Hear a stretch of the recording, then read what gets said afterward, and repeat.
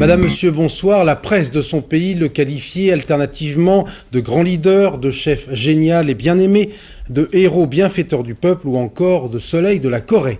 Kim Il-sung est mort à 82 ans après avoir régné sans partage sur la Corée du Nord durant 46 ans, record mondial de longévité au pouvoir. Cet empereur, entre guillemets, communiste, était l'un des personnages les plus secrets et les plus inquiétants de l'histoire contemporaine. Stéphane Magnier. Il adorait ces fêtes où des milliers de petites filles animaient des tableaux humains. C'était le fruit d'une coordination parfaite, comme celle que donne un peuple embrigadé depuis l'enfance sous la férule implacable d'un dieu vivant.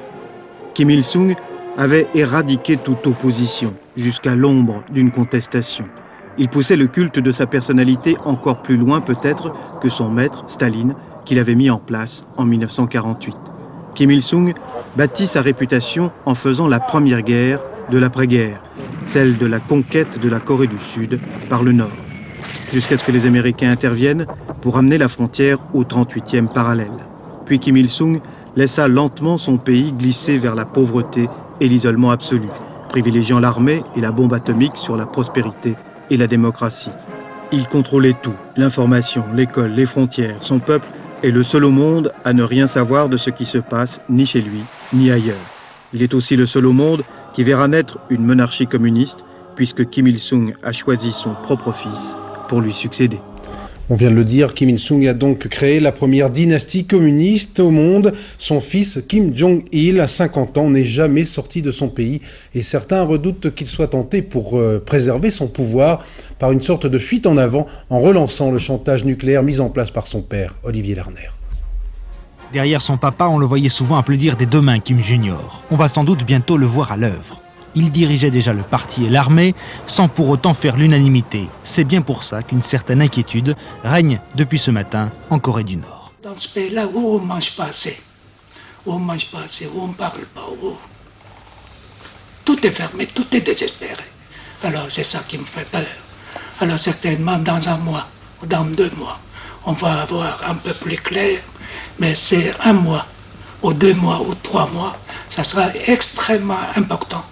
Non seulement pour les rapports entre le Nord et le Sud, mais aussi pour le monde entier. Il y a 3 semaines à peine, Jimmy Carter saluait tout sourire le président nord-coréen. Une image qui n'était pas passée inaperçue aux États-Unis.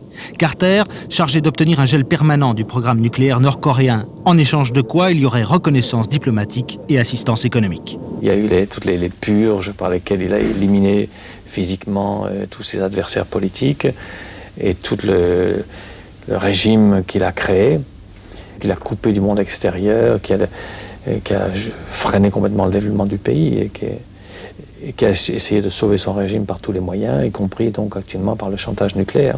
Le chantage appartient peut-être au passé. 2 informations confirment un changement d'attitude. Le sommet prévu pour le 25 juillet prochain entre les 2 Corées est confirmé, et puis Américains et Coréens du Nord vont poursuivre leurs discussions sur le nucléaire à Genève. Kim Jong-il n'est peut-être pas le fils à papa qu'on croit. Il y a 50 ans, la guerre de Corée faisait plus d'1 million de morts. Au final, un pays séparé en 2.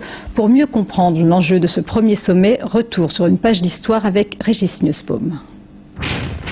C'est le premier conflit brûlant de la guerre froide. Nous sommes en 1950, la guerre de Corée vient d'éclater. Le Nord communiste, soutenu par l'Union soviétique de Staline et la Chine de Mao, envahit le sud de la péninsule. L'invasion sera repoussée par les Américains sous le drapeau des Nations Unies. La guerre dure 3 ans et fait 2,5 millions de morts. 1953, l'armistice est signé. Désormais, le 38e parallèle divise la Corée en 2 par une ligne infranchissable. Au sud, les présidents se succèdent dans un régime autoritaire. Le pays vit sous la protection des soldats américains. Il va connaître de graves crises, comme la révolte des étudiants en 1980. La marche sera longue avant de parvenir à la démocratie à la fin des années 90. Mais dans le même temps, la Corée du Sud est devenue une puissance économique et industrielle de premier plan en Asie. Au nord, en revanche, rien n'a changé en un demi-siècle de dictature du parti unique. Pyongyang est devenu l'un des régimes les plus staliniens et fermés au monde. Un seul exemple, hein, les boutons des postes de radio sont bloqués sur la radio nationale. Vous ne pouvez pas essayer d'avoir un autre poste, et même un poste chinois, je veux dire un poste communiste chinois. Parade militaire et culte extravagant de la personnalité autour de Kim Il-sung, le fondateur, avant que Kim Jong-il, son fils, ne lui succède. Car la Corée du Nord a inventé la première dynastie communiste.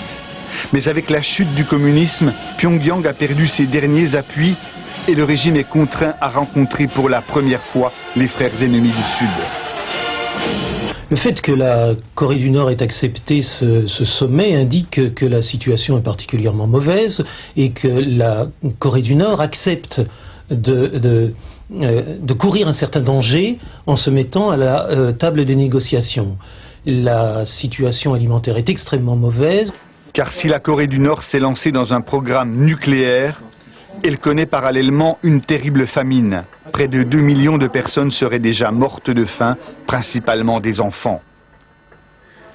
Demain, la riche et prospère Corée du Sud pourrait donc apporter son aide à son voisin du Nord, en échange d'une réunification des familles séparées depuis plus d'un demi-siècle. À Pékin, pour la deuxième journée consécutive, des pourparlers se sont engagés entre la Corée du Nord et la Corée du Sud. La famine au cœur des discussions puisque la Corée du Nord appelle à l'aide Séoul pour une aide urgente. En effet, la pénurie alimentaire touche l'ensemble de la population. Reportage Isabelle Béchler et Tristan Lebras. Dandong est une des portes chinoises de la Corée du Nord. Elle est modeste, son industrie discrète, mais semble une ville en plein boom par rapport à l'indigence absolue de l'autre rive. Même le Mao de Dandong tourne le dos à Pyongyang. Seule bouffée d'oxygène pour la petite dictature, un train par jour et le pont qui apporte denrées humanitaires et marchandises à troquer. Désormais, les routiers chinois doivent emporter leurs gamelles car on ne trouve plus rien en Corée du Nord. Les gosses, ils nous font vraiment pitié. On voit bien qu'ils ne mangent pas à leur faim. Ils nous attendent toujours de l'autre côté du pont pour nous demander nos restes. Ils ont vraiment faim. Par exemple, on transporte une matière première pour le savon. C'est immangeable, un produit industriel. Mais les gosses se jettent dessus parce que ça contient du beurre. Même si elle voulait donner le change, la Corée du Nord ne le pourrait pas à cette frontière. Pas une de ces rares cheminées d'usines ne fume, pas la moindre trace d'activité à part un vague transbordement ça et là. Juste l'hiver le plus nu et le plus lugubre. Il semble même que de plus en plus de Coréens désespérés se réfugient dans la clandestinité de familles coréennes de Chine, car leur État n'a plus rien à distribuer. La ration quotidienne par tête n'atteint pas 300 grammes de riz, juste de quoi survivre. Pas de quoi alimenter la croissance d'un enfant. C'est à se demander comment ces petits en sursis trouveraient l'énergie de chanter les odes patriotiques qu'on leur martèle. Et c'est dans les crèches et les écoles que les enfants seraient encore le mieux nourris. Seul privilégié, l'armée, qui rend hommage régulièrement à Kim Jong-il, le fils du défunt dictateur. Une armée toujours prête à en découdre avec le Sud et avec tout l'Occident d'ailleurs. Une armée enquistée dans la guerre froide. La situation tragique en Corée du Nord, où sont affamés des centaines de milliers d'hommes et de femmes victimes de la pénurie et du pouvoir. Aujourd'hui, l'association Action contre la faim a décidé de quitter le pays, considérant qu'elle n'avait plus de marge de manœuvre décente. Jérôme Bonny.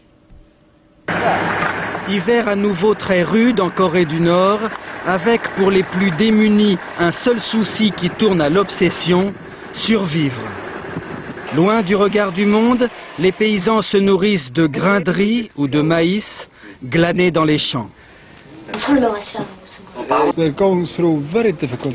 Ils traversent des temps très difficiles. Il y a peu d'électricité, les coupures sont fréquentes, il y a peu de chauffage. Ils manquent de nourriture, ils ont froid et ils ont faim. Depuis 3 ans, les famines ont fait plusieurs centaines de milliers de morts en Corée du Nord.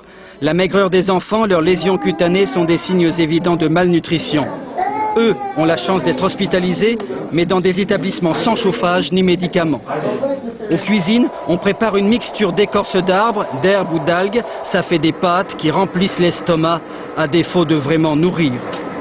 Derrière ces famines, il y a bien sûr l'effondrement de l'Union soviétique, principal fournisseur d'énergie. qui entraîna un bond en arrière de l'agriculture. Il y a surtout la dernière dictature stalinienne qui consacre l'essentiel de ses ressources à l'effort militaire face aux frères ennemis, la Corée du Sud. L'aide internationale arrive, mais c'est l'État qui la contrôle et la distribue de façon discrétionnaire.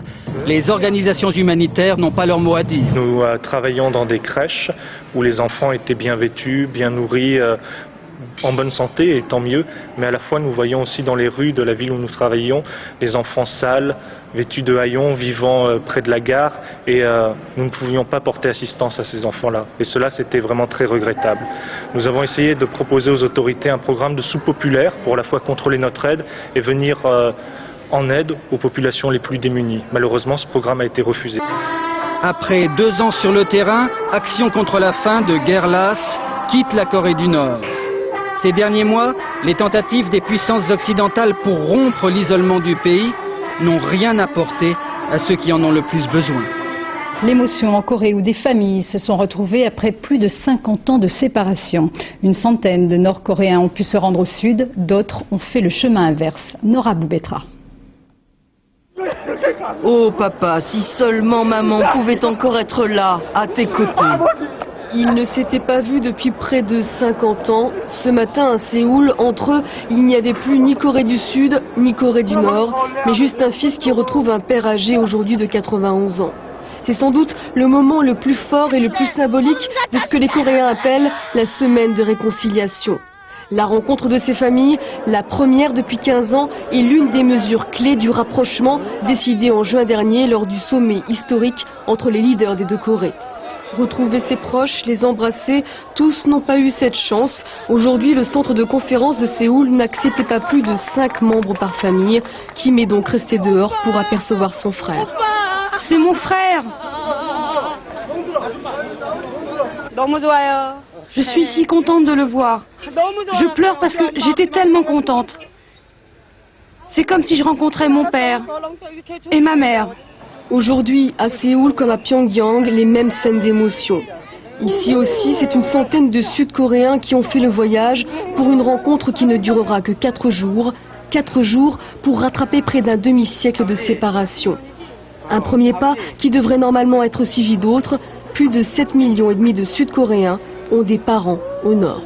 Totalement à l'opposé maintenant, ce voyage dans le pays le plus fermé du monde. Le dernier régime stalinien et son culte de la personnalité irréel. La Corée du Nord, grande comme 20 départements français, 23 millions d'habitants, un homme ou une femme sur 15 en âge de travailler et dans l'armée. L'armée qui monopolise l'essentiel des ressources alors qu'on signale régulièrement des famines. Il est extrêmement rare de pouvoir se rendre en Corée du Nord. L'une de nos équipes a obtenu un visa. Voyage sous bonne escorte. C'est le dossier de cette édition. Il est signé Philippe Rochaud et Sylvain Giomme.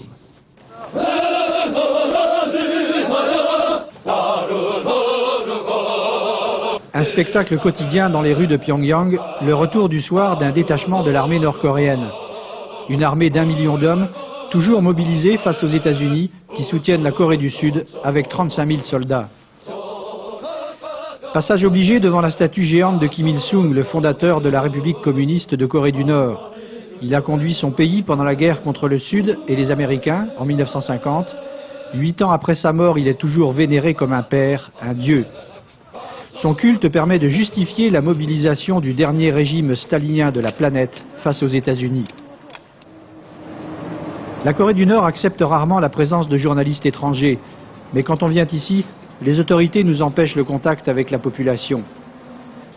On nous pousse plutôt vers les monuments à cette guerre de Corée qui a fait 3 millions de morts et divisé le pays depuis un demi-siècle. La guerre sert encore à justifier les pénuries et les privations dont sont victimes les Coréens du Nord. Notre jeune génération n'a pas participé à cette guerre. Mais le bonheur de notre jeunesse aujourd'hui est le résultat du sacrifice de notre armée populaire. Et nous voulons lui enseigner l'histoire. Le front n'est qu'à 100 km de Pyongyang. Pour se rendre à Panmunjom, la dernière frontière de la guerre froide, la route est large. Elle doit pouvoir servir de piste d'atterrissage en cas de conflit. Route stratégique qui conduit à la frontière entre les deux Corées. À 50 mètres des mines anti-chars, les paysans nord-coréens travaillent la terre. Le régime communiste veut montrer qu'il a confiance mais nous ne sommes pas autorisés à leur parler. La ligne de partage entre les deux Corées se résume à 3 baraques bleues où se sont déroulés les pourparlers avec les Américains. Étonnant face à face, sur quelques dizaines de mètres carrés se surveillent en permanence soldats nord-coréens en kaki, soldats sud-coréens en vert et soldats américains. Pas de détente ici, surtout depuis l'arrivée au pouvoir de George Bush aux États-Unis. Quand nous entrons dans la salle des pourparlers, un soldat sud-coréen nous observera sans scrupule à travers la vitre. La Corée du Nord plaide aujourd'hui pour la réunification avec le Sud, sous forme de confédération. Elle entend bien garder son système communiste, elle a toujours besoin de l'aide internationale, mais reste foncièrement contre le poids de l'Amérique dans la région. Les forces qui empêchent la réunification de la Corée sont les Américains et les autorités sud-coréennes. Les États-Unis doivent rentrer chez eux et retirer leur armée de la partie sud de la Corée. Les Nord-Coréens font à présent visiter ce bateau espion américain capturé en 68 dans leurs eaux territoriales. Ils veulent humilier les États-Unis alors qu'ils avaient placé beaucoup d'espoir dans la politique de Bill Clinton. Et aujourd'hui, les relations avec l'Amérique marquent un temps d'arrêt, surtout depuis les déclarations de George Bush qui classe la Corée du Nord parmi les pays de l'axe du mal. L'Amérique n'en continue pas moins à verser quelques 200 millions de dollars dans les caisses de ce pays. Mais les Coréens du Nord aujourd'hui préfèrent dialoguer directement avec la Corée du Sud. C'est peut-être là qu'est le grand changement. Dictature en famille, puisque Kim Jong-il a pris la succession de son père il y a 8 ans. Quelques points de repère, il règne sur un pays grand comme 20 départements français, peuplé de 22 millions d'habitants, où la famine fait des ravages, mais où l'armée prospère. Un homme en âge de travailler sur 10 est un militaire, à leur tête donc celui qu'on surnomme aussi le sauveur de l'humanité, le dirigeant sacré, Kim Jong-il, despote d'un autre âge, 25 juillet. Après 50 ans de pouvoir sans partage, Kim Il-sung n'est plus, vive Kim Jong-il, son fils. C'était il y a 8 ans. Dans le dernier pays stalinien du monde, les Kim devenaient officiellement la première dynastie communiste. Kim Jong-il, 61 ans, surnommé le chef leader par les Nord-Coréens, est un homme aussi redouté que secret. On le dit arrogant, impulsif et paranoïaque, mais aussi intelligent et manipulateur. Commandant suprême d'une armée d'1 million d'hommes, il est soupçonné de posséder l'arme atomique. Inflexible, il fait interner ses opposants dans des camps, ce qui explique qu'à l'instar de son père, il soit objet d'adoration auprès d'un peuple forcément acquis. La légende dit qu'il est né dans le maquis pendant la guerre contre les Japonais et qu'un double arc-en-ciel a salué sa naissance. Il serait un génie, compositeur de 6 opéras et architecte de plusieurs grands édifices.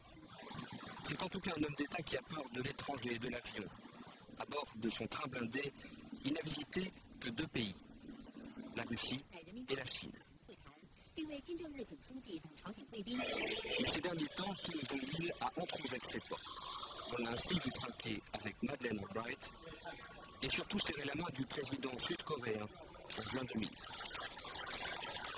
Pourtant, George Bush a classé la Corée du Nord dans l'axe du mal et le leader coréen n'a pas apprécié. Il n'hésite pas aujourd'hui à jouer le rapport de force en renvoyant chez eux les inspecteurs internationaux pour reprendre son programme atomique.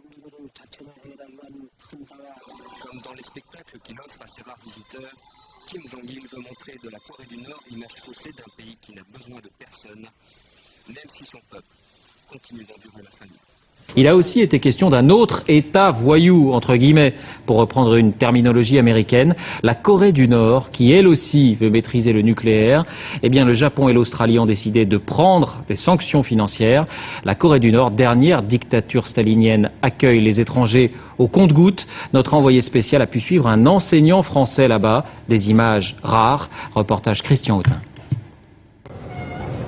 Ces Coréens sont venus honorer leur grand leader Kim Il-sung, comme à chaque fête nationale. Une scène aujourd'hui familière pour Hervé de Voulon. À Pyongyang depuis 9 mois, il n'a pas oublié le choc de son premier contact. C'est très impressionnant quand on arrive au départ. L'uniformité des vêtements, l'absence de voitures, la largeur des rues vides, le noir la nuit. Les transports en commun aussi sont assez dégradés. Donc on voit les omnibus en panne, les gens qui attendent. Les gens marchent beaucoup. Après, on s'habitue en fait à cet environnement, mais au départ, ça fait presque un petit peu peur, je dirais.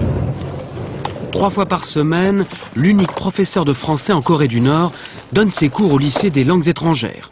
C'est sa seule occasion d'être en contact avec les Coréens.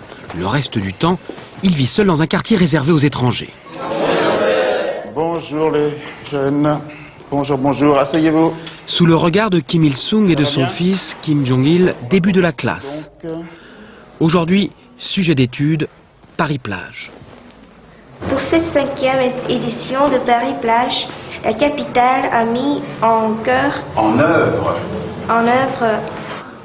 Ces élèves étudient le français depuis seulement 4 ans. Pourtant, ils ont déjà parfaitement assimilé la grammaire. Mais pas seulement. L'apprentissage de la langue sert aussi à relayer la propagande officielle. C'est ça le problème. Morceau choisi. Nous, on travaille librement. On n'a pas besoin de l'argent. C'est notre État qui s'occupe de nous. Sans le généralissime Kim Il-sung, nous serions traités comme des animaux par les impérialismes. Et qu'est-ce qu'il y a? Un sujet qu'Hervé de Voulon se garde bien d'évoquer. D'ailleurs, la présence de ce professeur coréen qui assiste à tous ses cours incite à la prudence. Les voyageurs, de moi-même, j'évite un certain nombre de thèmes politiques, disons, un peu trop difficiles à aborder. Enfin. La France est le seul pays de l'Union européenne à ne pas avoir d'ambassadeur en Corée du Nord.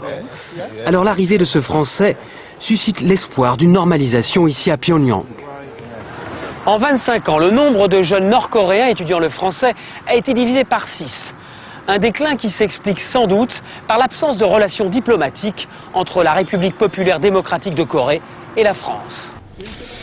Et cet essai nucléaire réalisé grâce, selon Pyongyang, à une technologie 100% nord-coréenne souligne un peu plus le décalage entre le pouvoir mégalomaniaque des dirigeants et une population dont une grande partie, estime le Programme alimentaire mondial, meurt de faim. Alexandra Marie. Le dictateur Kim Jong-il face à une parade militaire. Voici une des rares images autorisées de la Corée du Nord. Un régime stalinien pur et dur, fondé sur la propagande et le culte de la personnalité. Partout, dans les rues de Pyongyang, des statues monumentales à son effigie et à celle de son père, Kim Il-sung, à qui il a succédé il y a 12 ans. Son règne a fait de la Corée un des pays les plus fermés au monde. En l'absence de journalistes et d'observateurs internationaux, les 22 millions de Nord-Coréens n'ont ni liberté de déplacement, ni liberté d'expression. Selon Amnesty International, ils seraient même de plus en plus nombreux à vouloir fuir. Car depuis plus de 10 ans, le pays doit faire face à une véritable catastrophe humanitaire. Le régime mène une politique de militarisation à outrance au détriment du développement agricole. Résultat, depuis plus de 10 ans, le pays est en proie à une crise alimentaire très grave et même les ONG ont des difficultés à entrer dans le pays. C'est dur pour le Programme alimentaire mondial de ne pas pouvoir assister des personnes dont nous savons qu'elles ont besoin d'aide. Le gouvernement persiste à dire qu'il va s'occuper d'eux, et j'espère que c'est vrai, mais depuis l'an dernier, nous savons que beaucoup de gens ont besoin de nous. Selon les rares témoins, près de 40% des enfants souffriraient en effet de malnutrition. Depuis des dizaines d'années, le pays survit grâce à l'aide de ses rares partenaires régionaux. Mais en défiant aujourd'hui la communauté internationale, la Corée du Nord s'est exposée à des sanctions qui ne feront qu'aggraver la situation du pays. L'une de nos équipes avait pu entrer en Corée du Nord il y a un mois tout juste, quelques jours seulement avant cet essai. Elle avait découvert un pays figé dans la terreur et le culte de la personnalité. Voici ce reportage signé Christian Autin et Philippe Denoyel. À Pyongyang, la mobilisation est permanente. Les défilés quotidiens. Ici, exercice obligatoire pour des étudiants. Malgré l'apparente tranquillité, la Corée du Nord est persuadée de vivre sous la menace des États-Unis. Visite au musée de la guerre et justification du programme nucléaire. Ces forces nucléaires ne sont pas pour menacer l'autrui, c'est pour nous protéger, voilà. Et protéger aussi la paix de l'Asie et en fait la paix du monde. Ici, nous sommes dans le meilleur des mondes. Le Père éternel Kim Il-sung veille sur ces sujets 12 ans après sa mort. Même ceux qui ne l'ont pas connu le vénèrent. Il est notre unique père, c'est grâce à lui qu'on est heureux et qu'on vit avec le bonheur, qu'on vit en plein bonheur. Bonheur obligatoire au paradis socialiste, le dernier régime stalinien de la planète. Cette tour de 120 mètres de haut symbolise l'esprit du défunt Kim Il-sung, chantre de l'autosuffisance. Construite en un temps record pour fêter ses 60 ans. En Corée, on dit toujours que si le parti a la volonté, on peut tout faire. Mais voici l'envers du décor, la pénurie. Faute d'électricité, la capitale est plongée dans le noir dès la nuit tombée. Le régime prétend se suffire à lui-même. Démonstration dans une ferme modèle à quelques kilomètres de Pyongyang. Sur cette parcelle, une dizaine de femmes désherbent à la main un champ de navets. On nous assure qu'il y a 35 tracteurs, mais nous ne verrons que des bœufs. Explication embarrassée.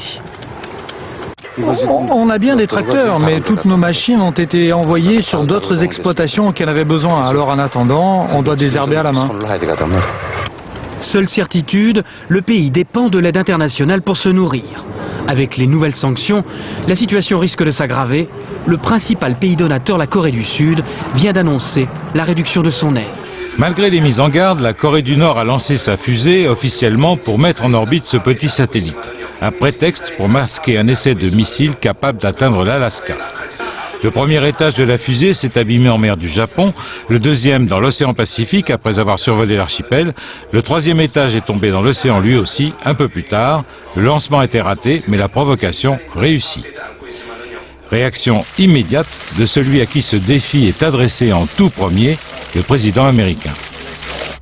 Les règles doivent être respectées, les violations doivent être punies. Les mots ont un sens. Le monde entier doit s'élever contre la prolifération de ces armes. Car la Corée du Nord non seulement possède des missiles, mais tente aussi de mettre au point une bombe nucléaire. Un régime communiste stalinien qui a ruiné son pays et son peuple et qui se comporte en hors-la-loi. Je condamne avec la plus grande fermeté cette provocation. Il n'y a qu'une seule réponse. C'est l'union de la communauté internationale pour sanctionner un régime qui ne respecte aucune des règles internationales. Une opinion partagée par le monde entier, la réprobation est unanime, à l'exception de la Chine et de la Russie qui appellent à la retenue. Les États-Unis et le Japon ont demandé une réunion d'urgence du Conseil de sécurité des Nations Unies, réunion qui va débuter dans quelques heures. C'est un fait exceptionnel. Des journalistes ont pu filmer ce week-end en Corée du Nord. Pyongyang, d'habitude si hostile à toute présence étrangère, voulait manifestement mettre en scène l'ascension de l'héritier, le fils de Kim Jong-il. Il y a d'abord eu une grande parade militaire, puis un moment plus festif, mais toujours sous très bonne garde. Reportage de nos envoyés spéciaux Alain Chalvon et Sylvain Jouve. Jamais bouquet final n'avait aussi bien mérité son nom. Épilogue d'une journée historique pour la Corée du Nord. Celle où l'actuel leader, Kim Jong-il, a présenté au peuple et au monde son successeur désigné en la personne de son propre fils, Kim Jong-un. Troisième Kim, donc, a accédé au pouvoir puisque son père était lui-même le fils du fondateur de cette dynastie communiste. Alors, les milliers de participants à ce méga spectacle dont la Corée du Nord a le secret ont mis les petits plats dans les grands. Pas une mèche de travers, pas un pas hésitant, pas une faute de couleur, il en va de l'image du pays et de l'hommage au vénéré dirigeant. Émotion d'une participante. J'ai essayé de danser le mieux possible, mais j'étais stressée parce que Kim Jong-il me regardait. Le matin, le spectacle était tout aussi réglé au millimètre, mais moins gracieux. Pas de loi de rigueur, 20 000 soldats ont défilé dans une démonstration de force adressée d'abord aux ennemis d'une Corée du Nord qui se considère encore en guerre avec sa voisine du Sud. Ces missiles impressionnants et ces mystérieux containers sont censés la faire réfléchir. Ce défilé a naturellement aussi un objectif intérieur. Il veut montrer à la population nord-coréenne que dans cette période de transition, encore une fois, le régime reste fort et que le dirigeant désigné a le soutien de l'armée.